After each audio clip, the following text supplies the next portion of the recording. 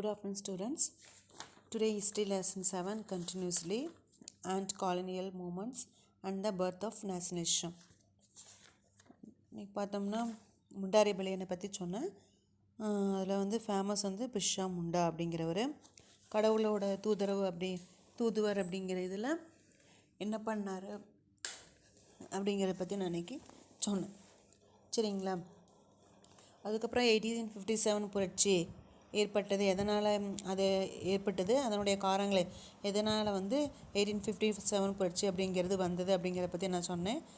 அதாவது வந்து ஆங்கிலேயர்கள் வந்து அதிகாரம் எல்லாத்தையும் தன்னுடைய கையில் இருக்குது எல்லாமே அப்படிங்கிறதுக்காக ஆட்டி படித்தாங்க. டாக்டரின் ஆஃப் பேரமன்சி அப்படிங்கிறதும், அப்புறம் டாக்டரின் ஆஃப் லேப்ஸ் வாரிசு இழப்பு கொள்கை. வாரிசு இல்லை அப்படின்னா ஆங்கிலேயரை அந்த அதிகாரத்தை வந்து அந்த ஆட்சி வந்து தன்னுடைய இதுக்கு கொண்டுட்டு வந்துடுது. ஸோ இந்த காரணத்தினால அதுக்கப்புறம் இந்தியர்களுக்கான ட்ரெஸ் கோடு, இது தாடி வைக்கக்கூடாது அப்படிங்கிறது, அப்புறம் தலைப்பாகைக்கு பதிலாக தொப்பி இது பண்ணணும் அப்படின்னு சொன்னது, இது எல்லாமே வந்து 1857 புரட்சிக்கு எதுவாக இருந்தது. அப்புறம் நியூ கேட்ரிட்ஜஸ், என்ஃபீல்டு ரைஃபிள் துப்பாக்கி, கொழுப்பு தடவப்பட்ட பண்டியின் கொழுப்பு, பசுவி நெய் தடவப்பட்ட துப்பாக்கி யூஸ் பண்ண சொன்னதுனால மங்கள் பாண்டே யூஸ் பண்ண மாட்டேன்னு அதிகாரியை கொன்னதுனால அந்த 1857 புரட்சி ஏற்பட்டது அப்படிங்கிறத பற்றி நம்ம பார்த்தோம். அடுத்து நெக்ஸ்ட்டு பகதூர் ஷாவை பற்றி சொன்னேன். அப்புறம் உள்நாட்டு புரட்சி அப்படிங்கிறத பார்த்தோம். அதிலலாம் யார் யார் எந்த அளவுக்கு கஷ்டப்பட்டாங்க அப்படிங்கிற எதனால் உள்நாட்டு புரட்சி வந்தது அப்படிங்கிறத நாம் பார்த்தோம். ஓகேங்களா? மேக்ஸிமம் அதில் பாதிக்கப்பட்டவங்க வந்து ஆர்டிசன்ஸ் அண்டு ஹேண்ட் கிராஃப்ட்ஸ் 2 பேர் தான் பெரிய லெவலில் பாதிக்கப்பட்டவங்க. அதுக்கப்புறம் வந்து நானா சாஹிப் அப்படின்னா அவர் யார், அதாவது வந்து தத்தெடுக்கப்பட்ட பையன். யாரால் அப்படின்னா பிஸ்வா பாஜிரோ 2 அவரால் தத்தெடுக்கப்பட்ட பையன். எந்த நகர் அப்படின்னா கான்பூர். அதுக்கப்புறம் லக்னோவில் வந்து ஃபேமஸ் வந்து பேகம் ஹஸ்ரத் மஹால். அடுத்து வந்து பரேலியில் கான் பகதூர். இதெல்லாம் நம்ம பார்த்தோம் அன்றைக்கி. சரிங்களா? அடுத்து வந்து நம்ம இதில் பார்த்திங்கன்னா ஜான்சி ராணி லக்ஷ்மி பாய். ஜான்சியில் சாகும் வரை வந்து அவர் போராடினார், ஆங்கிலேயர்களை எதிர்த்து பெரிய அளவில் போராடினார் அப்படிங்கிறத பார்த்தோம். அடுத்தது வந்து பத்திரிக்கையோட பேர் வந்து லண்டன் டைம்ஸ். வில்லியம் ஹோவன் ரஷல் லண்டன் டைம்ஸ் பத்திரிக்கையில் பற்றி என்ன எழுதினார் அப்படிங்கிற பற்றி நான் சொன்னேன். அதாவது வந்து அந்த அதிகாரி, அந்த ஒரு கூட்டம் நடந்தது, ஒரு அணி நடந்தது, அதில் போகும்போது நிறைய பேர் இறந்துட்டாங்க. அந்த கூட்டத்தில் போனார் ஒரு அதிகாரியை வந்து சந்தித்து பேசினார் ஹோவர்ட் ரஷல். அப்போ என்ன நடந்தது அப்படிங்கிறத பற்றி சொன்னாங்க. அதாவது நடந்து போகும்போது நிறைய பேர் கொல்லப்பட்டாங்க. அந்த கலவரம் முடிஞ்சு அந்த கொடியெல்லாம் கிடந்தது. அதை சிறுவர்கள் வந்து எடுத்து விளையாட்டு பொம்மையாக விளையாண்டுட்டு இருந்தாங்க. அதை பார்த்து கூட அவங்கள வந்து விளையாட்டு நினைக்காம சிறுவர்கள்னு பார்க்காம கொன்னாங்க அப்படிங்கிற நியூஸ் எல்லாம் நமக்கு நிறையா தெரிஞ்சுது. ஸோ அந்தளவுக்கு பெரிய லெவலில் நம்ம பாதிக்கப்பட்டிருக்கிறோம். ஓகேங்களா? அடுத்தது வந்து இன்றைக்கி பார்க்க போகிறது பேஜ் நம்பர் 22ல் காசஸ் ஆஃப் ஃபெயிலியர். இவ்வளோ நடந்தும் ஏன் வந்து 1857 புரட்சி வந்து ஃபெயிலியர் ஆனது அப்படிங்கிறத நம்ம இப்போ பார்க்க போகிறோம். ஓகேங்களா? ஓகே, அதில் பாருங்கள். Causes of failure. There is hardly any evidence to prove that the rebellion of 1857 was organised and planned. It was spontaneous. However, soon after the siege of Delhi, there was an attempt to seek the support of the neighboring states. Besides few Indian states, there was a general lack of enthusiasm among the Indian princes to participate in the rebellion. The Indian princes and Jamindars either remained loyal or were fearful of British power. அதாவது வந்து என்ன அப்படின்னா, நிறைய plan பண்ணாங்க. இது ஒருங்கிணைக்கணும், நிறையா வந்து அமைதியை கொண்டு வரணும் அப்படிங்கிறத சம்மந்தமாக தான் பண்ணாங்க. 1857 புரட்சி வந்தது. பட் வந்து அந்த ஒரு அமைப்பு கொண்டு வரப்பட்டு அவங்க செஞ்ச ஒவ்வொரு செயலுக்கும் எந்த ஒரு எவிடன்ஸுமே கிடையாது. அதாவது வந்து ஒரு பிளான் இல்லை, இந்த மாதிரி செஞ்சால் இந்த மாதிரி நடந்துக்கலாம் அப்படிங்கிற ஒரு பிளான் கிடையாது. அது மட்டும் இல்லாமல் இந்த போருங்கிறது தானாக தான் நடந்தது. இருந்தாலும் வந்து டெல்லி முற்றுகையிட்டதுக்கப்புறம் பக்கத்து நாட்டில் இருக்கிறவங்க, அதாவது பக்கத்து மாநிலத்தில் இருக்கிறவங்கெல்லாம் எந்த ஒரு ஆதரவுமே இந்த போருக்கு தரல. அவங்கவுங்கள நலனாக பார்த்துட்டு போனாங்களே ஒழிஞ்சு யாரும் பெரிய ஹெல்ப்ஃபுல்லாக இல்லை. ஸோ அப்போ அந்த சமயத்தில் இருந்த இளவரசர்களோ ஜமீன்தார்களோ எந்த ஒரு சப்போர்ட்டுமே கிடையாது. எல்லாருமே யாருக்கு பயந்துட்டு இருந்தாங்க அப்படின்னா பிரிட்டிஷ்க்கு வந்து பெரிய லெவலில் பயந்துட்டு இருந்தாங்க. Many a time they acted as a 5th column. இது ஒரு 5ஆம் படையாக தான் இருந்தது. ஸோ அந்த அளவுக்கு அதே மாதிரி நிறைய rebellions were left with either little or no sources and arms and ammunition. எந்த ஒரு படைகளோ ஆயுதங்களோ பெரிய அளவில் கிடையாது. ஸோ அதனால தான் இந்த போர் வந்து 1857 புரட்சி வந்து தோல்வியில் முடிஞ்சுது. அது மட்டும் இல்லாமல் the emerging English educated middle class too did not support the rebellion.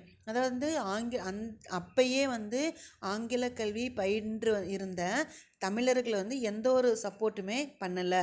அவங்க நலனை மட்டும்தான் பார்த்தாங்களே ஒழிஞ்சு இந்த புரட்சிக்கு வந்து எந்த ஒரு சப்போர்ட்டுமே பண்ணலை. அதே மாதிரி one of the important reasons for the failure of the rebellion was the absence of a central authority. மத்திய தலைமை இல்லாதது பெரிய அளவில் மிகப்பெரிய தோல்வியாக இருந்தது. அது மட்டும் இல்லாமல் there was no common agenda. அதாவது வந்து united the individuals and the aspirations of the Indian princes and the various other feudal elements fighting against the British. பொதுவாக வந்து எந்த ஒரு செயல் திட்டமே கிடையாது. இது அதாவது தனி மனிதன் அப்படிங்கிற அவனை மட்டும், அதாவது வந்து தனி மனிதனாக செயல்படும் போது எந்த ஒரு செயல் திட்டமே பிளானு எதுவுமே இல்லாமல் இந்த போரில் போனாங்க. ஸோ அதுவும் ஒரு ஃபெயிலியராக இருந்தது. In the end the rebellion was brutally suppressed by the British army. கடைசியாக வந்து இந்த ரிபெலியன் வந்து யாரால் ஒடுக்கப்பட்டது அப்படின்னா பிரிட்டிஷ்காரங்களால் ஒடுக்கப்பட்டது. ஸோ அதில் வந்து என்ன ஆயிடுச்சுன்னா த ரெபல் லீடர்ஸ் டிஃபீட்டட், நிறைய பேர் தோற்கடிக்கப்பட்டது மட்டும் இல்லாமல் lack of weapons, organisation, discipline and betrayal fighters aiders. இன்னும் என்னென்னா அவங்க வெப்பன்ஸு ஆயுதங்கள் எல்லாமே பறிக்கப்பட்டு அந்த அமைப்புகள் ஒரு யுனைடெட் அப்படிங்கிற ஒரு அமைப்பு இல்லாத போச்சு. டிசிப்ளின் இல்லை. அது மட்டும் இல்லை பெட்ராயல் பைதர்ஸ் எய்டர்ஸ் அப்படின்னா அதாவது வந்து பயந்துக்கிட்டு எல்லாருமே ஒன்றா ஃப்ரெண்ட்ஸாக இருப்பாங்க. பிரிட்டிஷ்காரங்களுக்கு பயந்துட்டு கூட இருக்கிறவங்களையே காட்டி கொடுத்துருது. அந்த மாதிரி தீய பழக்க வழக்கங்கள் இது எல்லாமாலையுமே தோல்வியில் முடிஞ்சது. லாஸ்ட்டாக வந்து Delhi was captured by the பிரிட்டிஷாரால் டெல்லி கேப்சர் பண்ணப்பட்டது. Bahadur Shah was captured. அவர் வந்து கேப்சர் பண்ணி டிரான்ஸ்போர்ட் எங்கே கொண்டு போயிடறாங்க அப்படின்னா பர்மாவுக்கு கொண்டு போயிடுறாங்க. அடுத்து பார்த்திங்கன்னா India becomes A crown colony. The British were shocked by the events of 1857. ஆனால் வந்து தோல்வியில் முடிஞ்சாலும் அந்த 1857 புரட்சிக்கு அப்புறம் கொஞ்சம் சில மாற்றங்கள் வந்தது. நிறையா வந்து எல்லாரும் சேர்ந்து போராடினதுனால அதாவது வந்து இன்னும் நிறைய ஒற்றுமை இருந்ததுன்னா ஃபுல்லாக அப்பே இதாக இருக்கும். பட் என்ன ஆயிடுச்சுன்னா சில பேர் வந்து கண்டுக்காதனாலையும் அந்த மாதிரி காட்டி கொடுத்ததுனால வெப்பன்ஸ் இல்லாமனாலையும் தோல்வியில் போனாலும் ஆனால் அதுக்கப்புறம் வந்து நிறைய மாற்றங்களும் ஏற்பட்டது. அதுக்கப்புறம் என்னென்னா the British parliament adopted the Indian government act November 1858 and India was pronounced as one of the many crown colonies to be directly governed by the parliament. அதாவது வந்து ஆங்கில பாராளுமன்றத்தில் வந்து இந்திய சட்டம் அப்படிங்கிறத ஏற்றுக்கிட்டாங்க.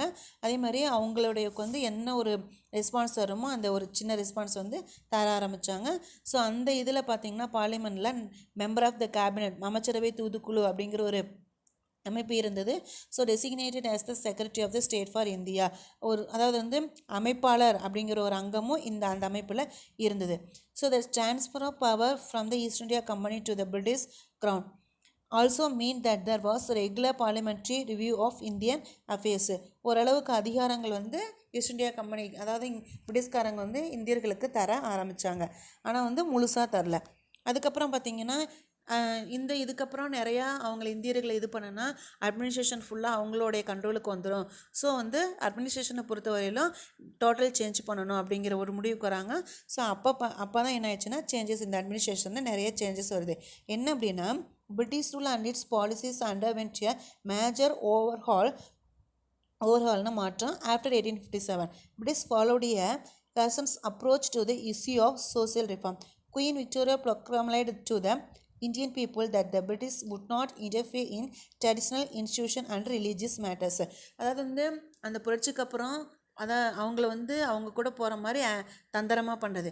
குயின் விக்டோரியா என்ன பண்ணுறாங்கன்னா ஒரு அறிக்கையை வெளியிடுறாங்க. இனிமேல் வந்து என்ன பண்ணக்கூடாது அப்படின்னா இந்தியர்களுடைய பழங்கால அந்த இதெல்லாம் தலையிடக்கூடாது. ரிலீஜியஸ் மேட்டர்ஸு அவங்க பழக்க வழக்கங்கள் இதிலெல்லாம் வந்து தலையிடக்கூடாது அப்படிங்கிற இதை கொண்டுட்டு வராரு. இது வந்து நல்லதுன்னு நம்ம நினைக்க முடியாது. ஆனால் அதுக்கப்புறம் வந்து என்ன கண்ட்ரோல் பண்ணினாங்க அப்படின்னா it was promise that Indian would be observed in government service. அதுவும் சொல்கிறாங்க, நீங்கள் வந்து கவர்மெண்ட் வேலையில் உங்களை எல்லாம் வைக்கிறங்கிற மாதிரி சொன்னது மாதிரி சொல்லி நலிவுட்டுருது. ஆனால் அவங்களுக்கு என்ன அதிகாரம் கொடுக்கல அப்படின்னா, 2 significant changes were made to the structure of the Indian Army. இந்தியர்களுக்கு வந்து டைரெக்டாக கொடுக்குற மாதிரி கொடுத்துட்டு இந்தியன் ஆர்மியில் வந்து சேஞ்சஸை கொண்டு வராங்க. என்ன அப்படின்னா, Indians were restrained from holding important ranks and position. The number of Indians was significantly reduced. நீங்கள் வந்து ஆர்மியில் இருந்தால் தானே நீங்கள் உங்கள் வேலை தனத்தை கட்டுவீங்க. ஸோ ஆர்மியில் வந்து உங்களுடைய மெம்பர்ஸ் எண்ணிக்கை வந்து நாங்கள் வந்து ரெடியூஸ் பண்ணுறோம், குறைச்சிட்றோம் அப்படின்ட்டு இந்தியர்களுடைய அதிகாரிகள் எண்ணிக்கை வந்து குறைச்சிட்றாங்க. அதே மாதிரி முக்கியமான பொசிஷன்ஸில் வந்து அவங்கள வந்து உட்கார வைக்கிறதில்ல. ஸோ இந்த மாதிரி இதில் கொண்டு வராங்க. சுதந்திரம் கொடுக்குற மாதிரி கொடுத்துட்டு அந்த சுதந்திரத்தை வந்து வேறு வழியில் பறிக்கிறது, அந்த மாதிரி ஒரு 2 இதை கொண்டு வராங்க.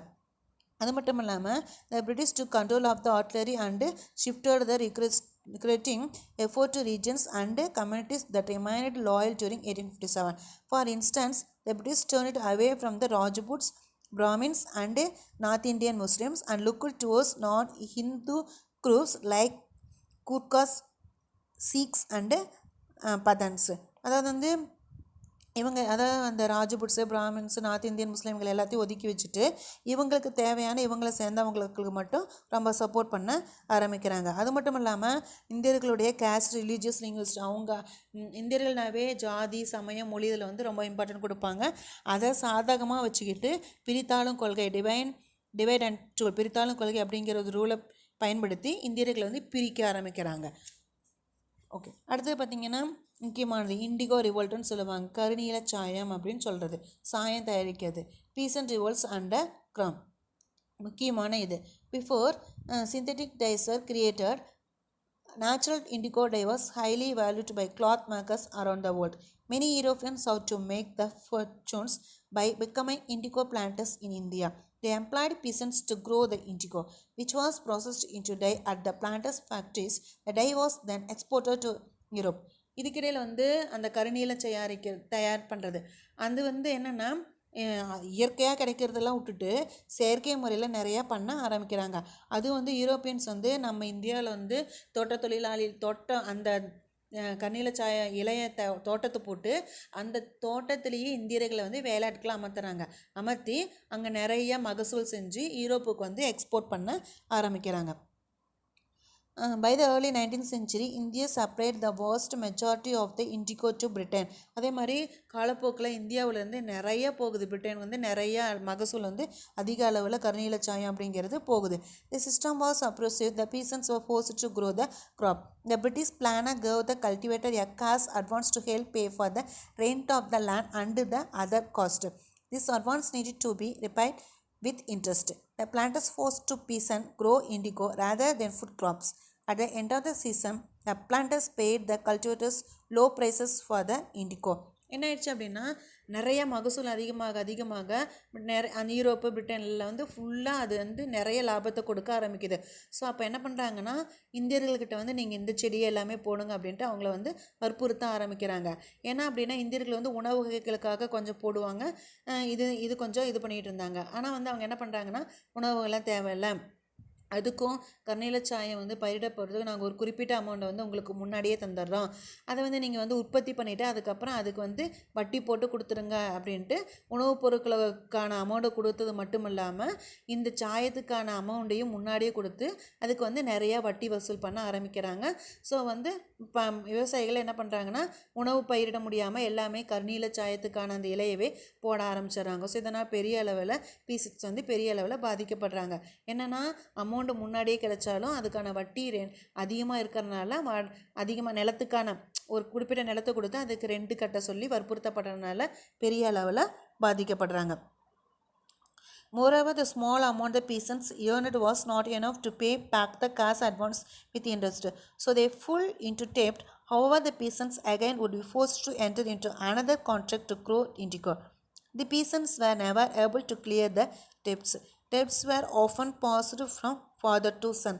என்னாச்சு அப்படின்னா அதாவது வந்து இதை இது நிறையா கடன் வாங்க ஆரம்பிக்கிறாங்க. அவங்க வந்து முன்னாடியே ஆசைப்பட்டு அந்த காசை வாங்கிட்டு வயலில் போட்டதுனால வட்டி அதிகமாக கட்டுறதுனால அவங்களால கட்ட முடியல. ஸோ வந்து வெளியில் வந்து கடன் வாங்க ஆரம்பிக்கிறாங்க. இந்த மாதிரி அவங்களுடைய வாழ்க்கை வந்து பெரிய லோ நிலைக்கு இண்டிகோ இதனால் பாதிக்கப்படுது. ஸோ வந்து என்ன பண்ணுறாங்கன்னா, அந்த காலத்திலேயே ஃபாதர் டு சன், அப்பா வாங்கின கடனை வந்து மகன் கட்டணும் அப்படிங்கிற அளவுக்கு சுச்சுவேஷன் வந்து மாறிடுது. அந்த அளவுக்கு பெரிய அளவில் இண்டிகோவால் கஷ்டப்பட ஆரம்பிக்கிறாங்க. த இண்டிகோ ரிவால்ட் பிகான் இன் 1859. ஆனால் அதுக்கப்புறம் வந்து எல்லோரும் எதிர்த்து போராட ஆரம்பிக்கிறாங்க. 1859 இந்த புரட்சி நடக்குது. The rebellion began as a strike as a peasant of a village in Bengal. எங்கே நடக்குது அப்படின்னா, பெங்கால் வந்து நடியா அப்படிங்கிற ஒரு மாவட்டத்தில் நடக்க ஆரம்பிக்குது. அதுக்கப்புறம் இந்த புரட்சி வந்து நிறைய ஸ்ப்ரெட் ஆக ஆரம்பிக்குது. பெங்கால் ஃபுல்லாக ஸ்ப்ரெட் ஆகுது. இந்த ரிவோல்ட் தான் டேர்னட் வயலண்ட், வன்முறை வெடிக்க ஆரம்பிக்குது. இந்த பீசன்ஸ், அதாவது வந்து இந்து அண்டு முஸ்லீம் யாருமே பார்க்காம, ஜாதி மதம் பார்க்காம எல்லாமே இதில் ஈடுபட ஆரம்பிக்கிறாங்க. அது மட்டும் இல்லாமல் பெண்கள்னு பார்க்காம, குழந்தைகள்னு பார்க்காம டோட்டலாக இது வந்து இதை எதிர்த்து போராட ஆரம்பிக்கிறாங்க. அதுவும் பெண்கள் பார்த்திங்கன்னா பாட்ஸ் அண்டு பேண்ட்ஸு, பானை, தட்டு இதெல்லாம் சண்டைக்கு எடுத்து போக ஆரம்பிக்கிறாங்க. Fought alongside man. Indian journalist in Calcutta wrote articles about the brutality of the planters. அதாவது வந்து நிறையா ஜேர்னலிஸ்ட் வந்து கல்கத்தாவில் இருக்கிற இந்தியன் ஜேர்னலிஸ்ட் எல்லாம் வந்து இதை பற்றி நிறையா எழுதியிருக்கிறாங்க. அதில் வந்து 1860 நில் தர்பான் அப்படிங்கிற ஒரு நாடகம், மிரர் ஆஃப் த இண்டிகோ, கண்ணாடி, இண்டிகோவின் கண்ணாடி, அதாவது வந்து இந்திக்கோன்னு சொல்கிறாங்களா, இந்திக்கோவின் கண்ணாடி அப்படிங்கிற, அதாவது வந்து நில் தர்பான் அப்படிங்கிற ஒரு நாடகத்தை யார் நடத்துகிறாங்க அப்படின்னா தீனபந்து மித்ரா. அன்லைன் பண்ணிக்கோங்க. தீனபந்து மித்ரா அப்படிங்கிறவரால் நடத்தப்பட்ட நாடகம் பேர் என்னென்னா நில் தர்பான். எப்போனா 1860.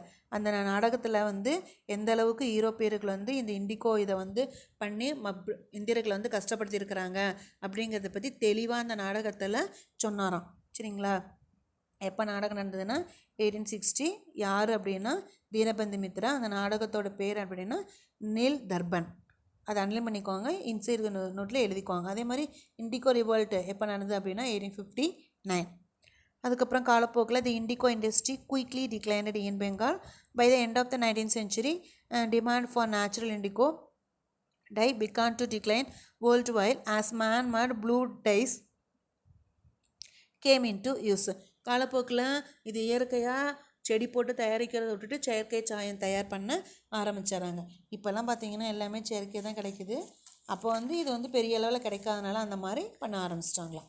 ஓகே, அடுத்து பார்த்திங்கன்னா டெக்கான் ரைட்ஸ், தக்கான புரட்சி அப்படின்னு சொல்லுவாங்க.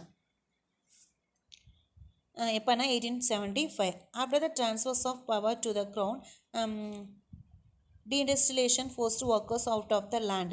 Heavy taxation ruined agriculture. Famine deaths increased. அதாவது வந்து இதுக்கப்புறம் பார்த்திங்கன்னா பெரிய அளவில் வந்து பாதிக்கப்படுறாங்க. ஒர்க்கர்ஸ் வந்து தொழில் பாதிக்கப்பட்டு பெரிய அளவில் பாதிக்கப்படுறாங்க.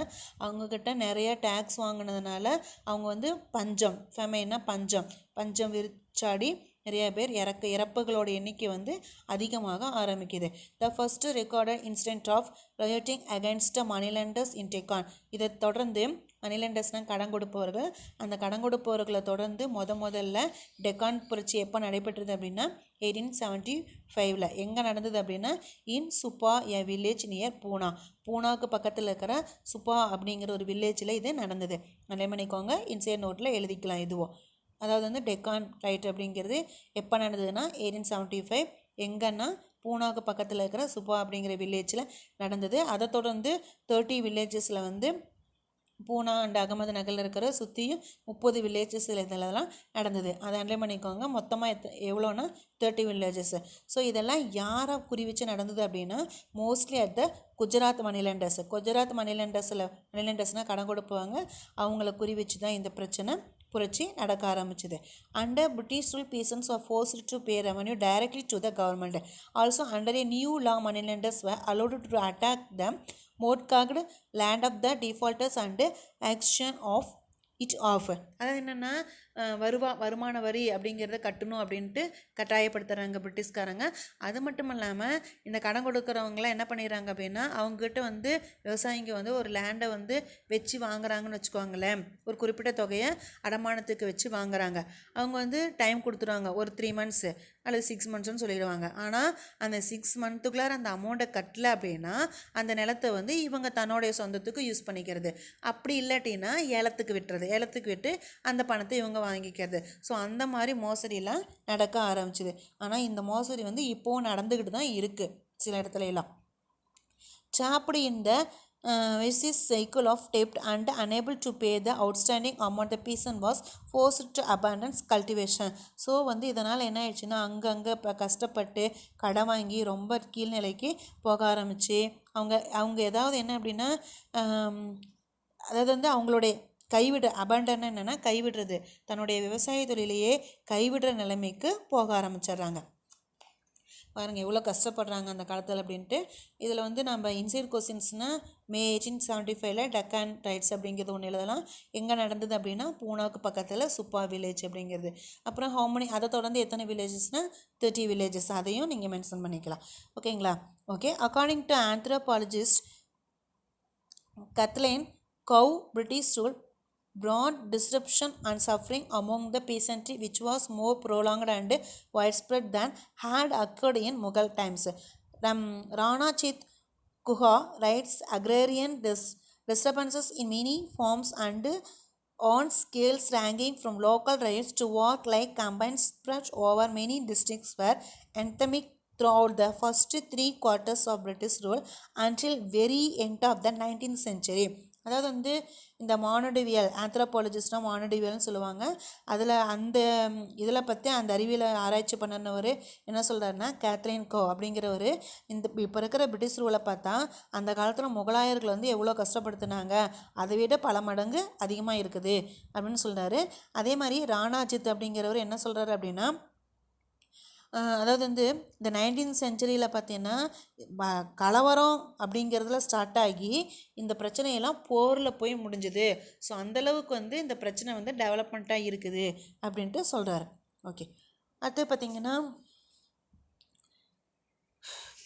த foundation of Indian National Congress, இந்திய தேசிய Congress. The second half of the 19th century saw the emergence of national political consciousness among a new social class of English-educated Indians. The Indian intelligentsia played a critical role in generating a national consciousness by exposing a large number of people to the idea of nation, nationalism and various democratic aspirations. The articulated modern notions of citizenship, the idea of state, civil society, human rights, equality before the law, liberty, the distinction between public and private. அதாவது வந்து என்ன அப்படின்னா அதுக்கப்புறம் பார்த்திங்கன்னா இவ்வளோ பிரச்சனை வந்ததுக்கப்புறம் எல்லாரும் அதாவது ஆங்கிலேயர் காலத்தில் படித்தவங்கெல்லாம் சேர்ந்து ஒரு ஆர்கனைசேஷனை கொண்டு வராங்க. அதுதான் என்ன அப்படின்னா இந்தியன் நேஷனல் காங்கிரஸ். அதில் வந்து எதுக்காக போராடுறாங்க அப்படின்னா சிவில் சொசைட்டி, அதாவது ஹியூமன் ரைட்ஸ், மனித உரிமைகள், ஈக்குவலிட்டி பிஃபோர் லா, சட்டத்தின் முன் அனைவரும் சமம் அப்படிங்கிறத கொண்டு வரணும். லிபர்ட்டி, சுதந்திரம், அப்புறம் பப்ளிக்குக்கும் ப்ரைவேட்டுக்கும் இடையே புரிதல் இருக்கணும், 2 பேர் வந்து சமமாக இருக்கணும் அப்படிங்கிறது, இறையாண்மை, மக்களாட்சி, இது எல்லாத்தையும் வந்து கலந்தாலோசனை பண்ணுறதுக்காக ஒரு அமைப்பு கொண்டு வரப்பட்ட அமைப்பு தான் இந்தியன் நேஷனல் காங்கிரஸ். ஓகேங்களா? The flourishing of print media both in vernacular and English played a significant role in circulating such ideas. அப்போ பார்த்தீங்கன்னா இதை பற்றி அந்த வட்டார மொழி அப்புறம் அந்த பத்திரிக்கை அப்படிங்கிற பத்திரிக்கை மூலயமா இந்த கருத்துக்களை வந்து நிறையா பரப்புனாங்க. இந்தியன் நேஷனல் காங்கிரஸ் வந்து இந்த கருத்துக்களை வந்து வட்டார மொழி மூலயமா நிறையா பரப்புனாங்க அப்படிங்கிற ஒரு இது இருக்குது. Even though they are numerically small, they had a national character and capacity to establish contacts on all India scale. அதாவது வந்து சின்ன இதாக தான் ஆரம்பித்தது, காலப்போக்கில் பெரிய அளவில் உருவாக ஆரம்பிக்குது. இதில் வந்து யார் பணிபுரிகிறாங்க, யார் இந்த இயக்கத்தில் சேர்ந்துருக்கிறாங்க அப்படின்னா லாயர்ஸு, ஜேர்னலிஸ்ட்ஸு, தெரியலைங்களா? லாயர்ஸ்னால் யாரும் தெரியும், ஜேர்னலிஸ்ட்னால் பத்திரிக்கையாளங்க, government employees, teachers and doctors எல்லாருமே இதில் வந்து ஜாயின் ஆகிறாங்க. they took the initiative float political outfits such as, அவங்க மூலிமா நிறையா ஆர்கனைசேஷன்லாம் உருவாக ஆரம்பிக்குது. அதில் 1852 மெட்ராஸ் நேட்டிவ் அசோசியேஷன் அப்படிங்கிறத கொண்டு வராங்க. அன்லைன் பண்ணிக்கோங்க. இன்சைடு இன்சைடு கொஸ்டின்ஸில் நம்ம எழுதலாம். அதுக்கப்புறம் ஈஸ்ட் இந்தியா அசோசியேஷன் கிழக்கிந்திய அமைப்பு அப்படிங்கிறத 1866 கொண்டு வராங்க. மெட்ராஸ் மகாஜன சபா அப்படிங்கிறது 1884 கொண்டு வராங்க. பூனா சர்வஜனிக் சபா அப்படிங்கிறது 1870 வருது. இந்த பாம்பே பிரசிடென்சி அசோசியேஷன் அப்படிங்கிறது 1885 அண்டு மெனி அதர்ஸ். இதை தொடர்ந்து நிறைய அமைப்புகளை இந்திய நேஷனல் காங்கிரஸும் கொண்டு வந்து சின்னதாக கொண்டு வந்து காலப்போக்கில் பெரிய அளவில் மாறி அதை தொடர்ந்து நிறைய அமைப்புகளை கொண்டு வர ஆரம்பிக்கிறாங்க. The British directed the policies to trample on the aspirations of Indians who were exposed to English education and Western ideas and therefore had strong belief in modern values and institution. ஆனால் இத்தனை இதையும் பண்ணினாலும் அவங்க எல்லாத்தையும் நசுக்கி அவங்க கனவுகளை கலைக்கிற இதில் யார் இருக்கிறாங்க அப்படின்னா இங்கிலீஷ்காரங்க இருக்கிறாங்க. இருந்தாலும் however the national consciousness in the later 19th century was also rooted in a glorification and celebration of India past in which various religious and cultural symbols were used to kin the பேட்ரியோட்டிக் ஜில் among the people. அதாவது நிறையா இவ்வளோ கஷ்டப்பட்டாலும் தங்களுடைய தேசப்பற்று கலாச்சாரம் மூலியமாக பிரிட்டிஷாரங்களை எதிர்த்து போராடிக்கிட்டு தான் மக்கள் அந்த காலத்தில் இருந்தாங்க அப்படின்னு சொல்கிறாங்க. அதுக்கப்புறம் பார்த்திங்கன்னா எக்கனாமிக் கிரிட்டிக்கு இது அதாவது விமர்சனம் எப்படி காலனியலைசேஷனில் எக்கனாமிக் விமர்சனம் எப்படி இருந்தது. One of the most significant contributions of early Indian nationalist was the formulation of an economic critique of colonialism. அதாவது காலனிகளை பற்றி பொருளாதார விமர்சனம் அப்படிங்கிறது இன்னொரு முக்கியமாக இருந்தது. அதாவது என்ன அப்படின்னா India was economically subjugated and transformed into a supplier of raw material to the British industries. Simultaneously, it became a market to dump English manufactures and for the investment of British capital. So the colonial economy was continuous transfer resources from India to Britain without any favorable returns back to India. This is called the drain of wealth. இப்போ என்ன அப்படின்னா economical, அதாவது இந்தியாவில் நிறைய raw materials மூலப்பொருட்கள் கண்டுபிடிக்கிறாங்க, manufacturers உற்பத்தி பொருட்கள் நிறைய செய்கிறாங்க. பட் எல்லாமே பிரிட்டிஷ்காரங்க அவங்க இதுக்கு எக்ஸ்போர்ட் பண்ணிக்கிறாங்க. ஸோ அது மட்டும் இல்லாமல் எவ்வளோ இன்வெஸ்ட்மெண்ட் இந்தியர்கள் போட்டு பண்ணினாலும் குறைஞ்ச லாபத்துக்கு மட்டும்தான் அவங்களுக்கு கொடுத்துட்டு அதை அதிக லாபத்துக்கு பிரிட்டிஷ்காரங்க எக்ஸ்போர்ட் பண்ண ஆரம்பிச்சிடறாங்க. ஸோ இதில் என்ன ஆயிடுச்சுன்னா பெரிய அளவில் பாதிக்கப்பட்டது யாருன்னா இந்தியா. இதுதான் என்னன்னு சொல்கிறாங்கன்னா ட்ரெயின் ஆஃப் வெல்த். அப்படின்னா என்னென்னா வளங்களை சுரண்டுறது, வளங்களின் சுரண்டல்னு சொல்லுவாங்க. ஸோ இந்தியாவில் எவ்வளோ கஷ்டப்பட்டு உருவாக்குனாலும் எல்லா வளங்களும் பிரிட்டிஷ்காரங்களால் சுரண்டப்படுகிறது அப்படிங்கிறது நமக்கு தெரியுது. ஸோ அந்த காலத்தில் இதெல்லாம் எதிர்த்து யார் போராடினாங்க. Dadabhai Nowroji, justice Ranade, Romesh Chandra Dutt played a significant role in making this criticism about colonial economy. இவங்க எல்லாரும் பெரிய அளவில் சேர்ந்து இதுக்காக போராடுறாங்க. என்னென்னா நீங்கள் இங்கே எடுத்துகிட்டு போங்க, பட் அதுக்கு தகுந்த லாபத்தை கொடுங்க. அவங்கள குறைவான நீங்கள் லாபத்தை கொடுத்துட்டு அங்கே பெரிய லெவலில் நடத்துறதுனால எல்லாமே இங்கே நஷ்டமாகுது அப்படிங்கிற அளவில் அதை எடுத்து போராட ஆரம்பிக்கிறாங்க. They clearly understood that the prosperity of British lay in the economic and political subjugation of India. The concluded the colonization was main obstacle to the Indians economic development. அப்டக்கல்னா என்னென்னா தடைன்னு சொல்லுவாங்க. இந்த மாதிரி நிறைய பிரச்சனை வரனால யார் பெரிய அளவில் பாதிக்கப்படுறாங்க அப்படின்னா இந்தியாவோடைய எக்கனாமிக் பெரிய அளவில் பாதிக்கப்படுது அப்படின்னு சொல்கிறாங்க. சரிங்களா?